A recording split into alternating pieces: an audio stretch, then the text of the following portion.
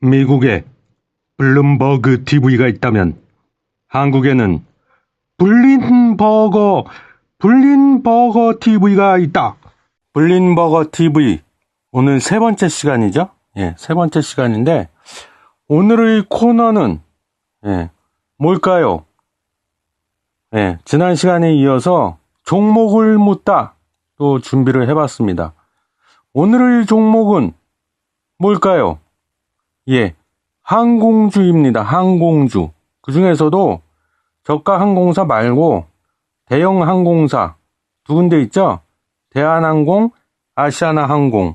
요거를 우리가 좀 주목해 볼 필요가 있다. 그런 말씀을 드리고 싶어서 준비를 해봤고요. 그 좀 내용을 보면 뭐 다들 아시겠지만 아시아나항공이 1차 매각에 실패를 했죠.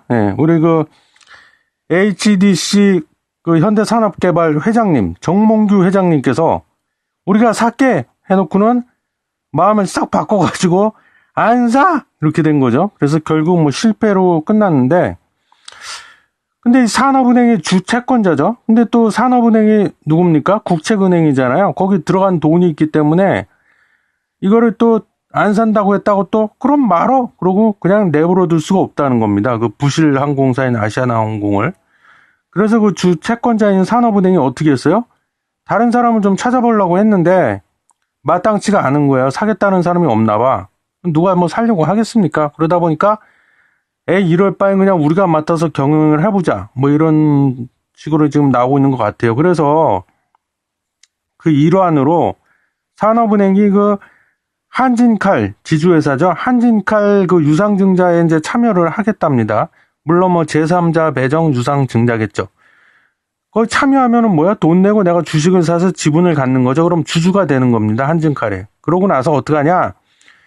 대한항공을 통해 갖고 지금 그 아시아나항공의 그 최대 주주인가? 아마 그럴 거예요. 그게 어디예요? 금호산업이죠. 금호산업이 갖고 있는 그 아시아나항공 지분을 취득하겠다. 또 뭐 이렇게 지금 계획을 세우고 있나 봐요. 이렇게 만약에 이게 그 계획대로 실현이 된다면 어떻게 돼요?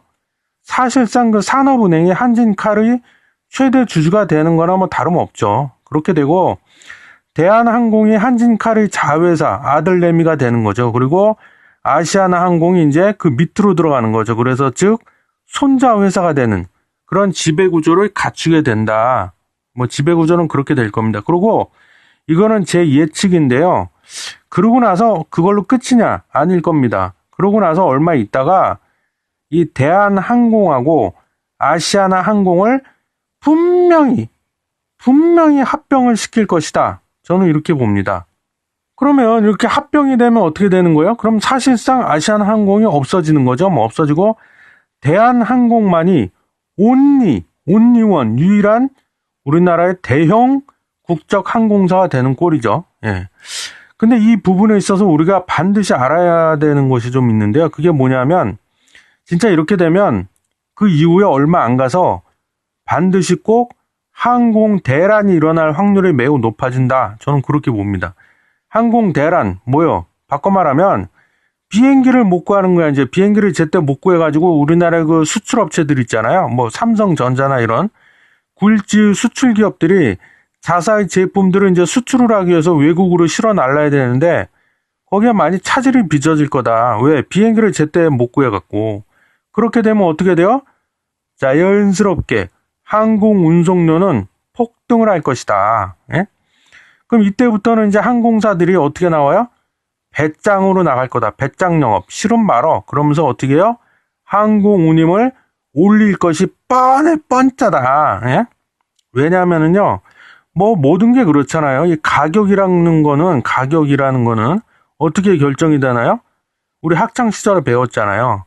수요와 공급의 법칙에 따르게 돼 있습니다. 근데 이 수요, 즉 물동량은 줄지 않고 그대로 있거나 더 늘어나는데 오히려 이 비행기가 이제 제때 못 간다는 건 무슨 얘기예요? 공급이 딸린다는 얘기예요. 그러다 보니까 가격에 해당하는 그 항공 운송료, 운임은 자연스럽게 오를 수밖에 없다는 겁니다. 그럼 이렇게 되면 이거는 또 뭘로 연결이 돼요? 항공사의 실적 증대로 이어질 것이다. 자, 그러면 제가 무슨 신입니까? 신도 아니면서 왜 이렇게 무슨 근거로, 무슨 자신감으로 이런 걸 다 예측을 하냐.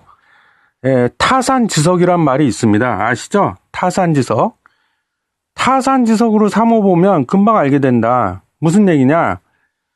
지금 그 해운업계 있지 않습니까? 해운업계가 지금 그렇게 돌아가고 있습니다. 그래서 지금 보면은 그 국내 우리나라 그 대형 수출업체들 있잖아요. 예를 들면 아까 말했던 그 삼성전자 이런 그런 데서 생산한 그런 예를 들면 반도체라든가 뭐 그 가전제품 이런 것들을 주로 이제 선박을 이용해서 수출을 하는데 그런 것들을 제때 배를 구해가지고 어디다 실어서 보내야 되는데 배를 못 구하고 있다는 거예요. 그래서 지금 발을 동동 구르고 있다. 그렇게 되면 어떻게 돼요? HMM 이게 원래는 현대상선이었잖아요. 그러다 이름을 바꾼 건데 HMM 같은 메이저 해운사들은 배짱 영업을 할 수밖에 없다. 싫으면 말어. 이렇게 되는 거죠. 그래서 지금 그 상태로 돌아가고 있다. 그래서 해상 운송 항로가 다 있잖아요. 비행기도 그렇고 해상 운송 항로의 그 해상 운임을 지금 운임이 어느 정도 그 되고 있는지 이게 운임이 올라가고 있는지 내려가고 있는지 그런 거 우리가 알 수 있는 그런 지표가 하나 있는데 여러분도 참고로 알아두세요. 그게 대표적인 지수가 뭐냐면 상하이 컨테이너 운임 지수라는 게 있습니다. 이게 지금 1664를 기록하고 있습니다. 이거 최고 수치입니다. 이거는 2009년도부터 이제 집계를 하기 시작했는데 집계를 시작한 이래 최고 수치가 지금 되고 있다. 그래서 국내 수출 기업들이 이걸 많이 이용하는 미국 항로의 경우 미주 노선이죠. 미주 항로. 그거 같은 경우에는요. 컨테이너 한 개 그걸 운송하는데 근데 보통 길이가 한 12m 정도 됩니다. 상당히 크죠. 그거 하나 운송하는데 운임료가 어떻게 되냐? 3,870달러로 지금 이것도 사상 최고치를 기록하고 있습니다. 왜 이렇게 사상 최고치를 기록하고 있는 거야? 배가 부족해요, 배가. 그래갖고 물동량을 따라가지 못하고 있는 겁니다. 그래서 이게 마치 무슨 화답이라도 하듯이 지금 현재 HMM의 주가를 살펴보시면은요, 여러분도 한번 꼭 살펴보세요. 보시면 2020년 올해 6월 25일 날 주가가 한번 바닥을 쳤습니다. 바닥을 찍었어요. 그러고 나서 야금야금 조금씩 꾸준히 계속 상승을 해갖고 2020년 11월 12일 날 또 주가가 사상 최고가를 찍었습니다. 그러면 왜 이렇게 해운 대란이 일어나고 HM의 주가가 막 날아가고 왜 이렇게 됐냐? 그 이면을 살펴보면은요. 아시겠지만 과거에 HMM 현대상선이라고 했잖아요. 이것과 더불어서 우리나라가 메이저 조그만 그 해운사들 말고 진짜 메이저급의 해운회사의 양대 산맥이 있잖아요. 그게 두 군데가 있었잖아요. 어디예요? HMM 즉 현대상선하고 또 하나가 어디예요? 한진해운이라는 데가 있었잖아요. 근데 이 한진해운이 파산을 해버렸잖아요. 결국에는. 그러다 보니까 이제 공급차 하나가 없어져 버린 거야. 그러니까 공급량이 일종의 보면 줄어버린 거죠. 그러니까 자연스럽게 운임료가 올라가 버린 거예요. 예. 물론 제가 그 서두에 말한 것처럼 산업은행이 계획하고 있는 것이 그 지난번 그 아시아나항공 1차 매각 이거 실패됐던 것처럼 어그러질 수도 있기는 해요. 그렇게 안 될 수도 있어. 근데 그 안 될 수 있다는 걸 좀 더 구체적으로 말씀드리면 그 아시아나항공을 인수한 후에 대한항공과 합병하지 않을 수도 있다는 거예요. 뭐 여러 가지 이유로 인해서. 근데 산업은행 입장에서 또 생각을 해보면 아까 제가 아시아나항공이 부실덩어리라고 그랬잖아요. 부채가 지금 장난이 아니죠. 그 부실덩어리 아시아나항공을 계속 떠안고 갈 수는 없는 노릇입니다. 이게 왜 은행이다 보니까. 그래서 어떻게든 아시아나항공은 정리하려고 가려고 할 것이다.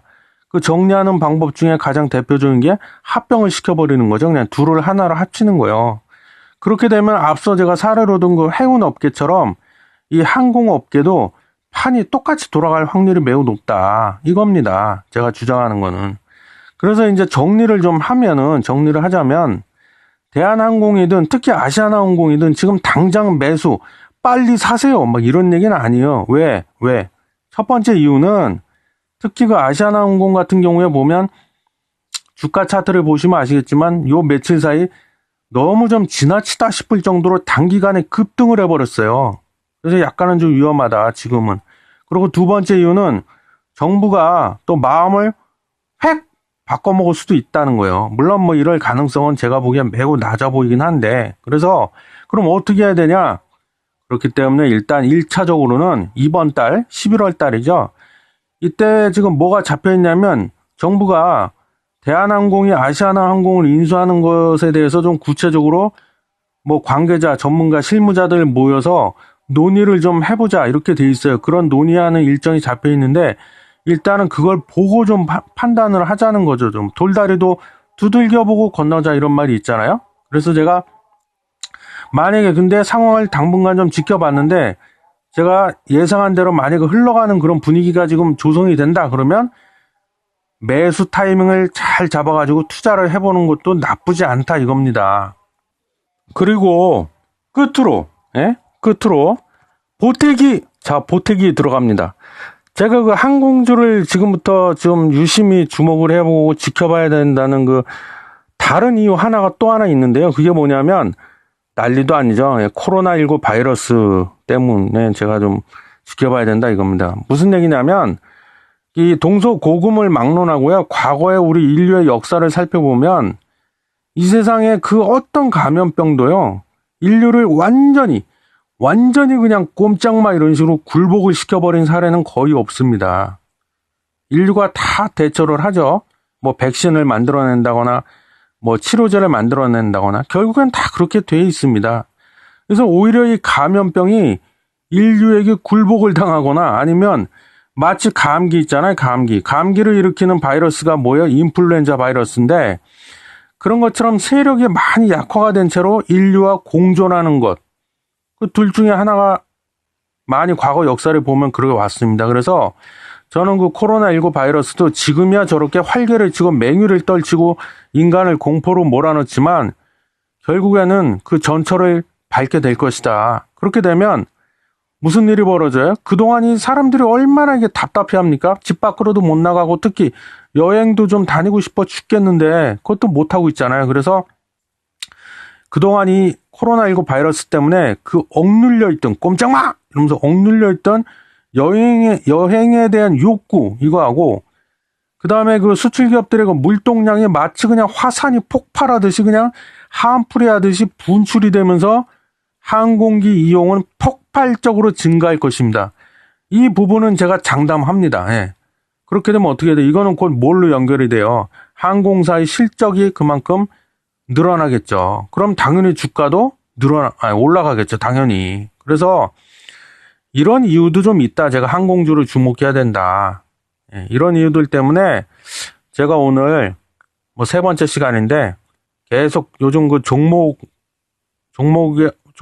묻다 뭐 이거 지금 코너만 진행하고 있는데 해야 돼서 제가 하는 겁니다. 그래서 이런 이유 때문에 오늘의 종목은 그 항공주 대한항공과 아시아나항공을 선택해서 말씀을 드린 겁니다. 여러분 아시겠죠? 그래서 오늘은 제가 좀 짧게 그냥 여기서 끝내겠습니다. 혹시라도 지루해 하시면 안 되니까. 그래서 제가 지금까지 말씀드렸던 거의 포인트, 핵심 포인트가 뭔지는 충분히 이해하셨죠? 예. 그리고 한 가지 또 덧붙이자면 이거는 이제 제가 그 투자자 관점에서 지금 항공주에 대해서 쭉 설명을 드린 거고요. 투자자 관점이 아니더라도 굳이 아니더라도 뭐 상식이라든가 아니면 내가 항공주가 지금 그 판이 어떻게 돌아가고 있는지 좀 알고 싶다 궁금하신 분은 제가 얼마 전에 또 네이버에다 블로그를 만들었습니다. 그 블로그 이름은 블린버거 TV라고 똑같이 지었어요. 헷갈리실까봐. 그래서 네이버에서 블로그 검색하실 때 블린버거 TV라고 검색을 해보세요. 그럼 제 블로그가 나오는데 거기 블로그 중에 보면 이슈 그래서 대한항공의 아시아나항공 인수라는 타이틀로 제가 그 내용을 또 글로 쫙 풀어놨습니다. 거기다. 그래서 좀 더 알고 싶다는 그러신 분은 그 블로그도 한번 들어가서 이슈 그걸 꼭 좀 읽어보시길 부탁드릴게요. 하나의 배경 지식으로 투자하시는데도 많이 도움이 될 거고 그렇습니다. 그래서 오늘 블린버거 TV 세 번째 시간은 여기서 마치겠습니다. 예, 들어주셔서 감사해요.